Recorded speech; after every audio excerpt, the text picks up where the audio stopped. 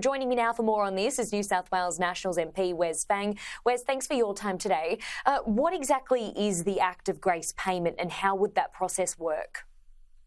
Well, that's already been commenced. I know that the legal team for Kathleen Folbigg has already made submission for, an ex gratia payment, and that would be a payment from the government to recognise the fact that Kathleen Folbigg was wrongly prosecuted and sentenced to 20 years in jail. Now, that should have been done, I would think, on day one when there was a decision to release her. If not then, it certainly should have been done approximately 6 months later when she was acquitted by the court. Now, in those circumstances, it's amazing that we're now almost 12 months since she's been acquitted and there has been no payment to Kathleen Folbigg at all from the state government. Chris Minns and Michael Daly, as the Premier and Attorney General, have the power to make an ex gratia payment to Kathleen Folbigg. By doing so, what it will do is it will allow her to get on with her life, buy a house, and know that she'll be able to live comfortably. What we're seeing at the moment is the government, having received the submission from Kathleen Folbigg's lawyers, they're doing absolutely nothing in relation to that submission. They're sitting on their hands. I suspect they're just wanting the problem to go away. Well, that's not good enough. I think that we need to make sure that Kathleen Folbigg does not spend another Christmas wondering if she's able to buy a house or if she's able to, support herself for the rest of her life. She lost some of the best years of her life in prison. Being wrongly prosecuted and convicted. I think that the least that Chris Minns can do is provide her some comfort so that she can live out the rest of her life knowing that she doesn't have to worry about these matters. So what's causing the delay?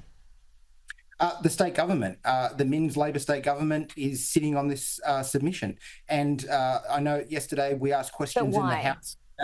Why? I don't know. The submission is there. I believe all the evidence is there. They could just make a decision to make an ex gratia payment in compensation.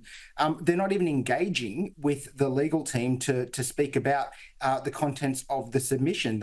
It's been buried in the Department of Communities and Justice. There's been no response to the legal team to say we're looking at it or we agree with this part or that part. They don't even know where they are in the process because there's been zero communication to Kathleen Folbigg or her legal team. That is only compounding the hurt and distress that I would imagine that she's feeling. You imagine that this is somebody that's lost 4 children, is then wrongly convicted, spends 20 years of her life in jail.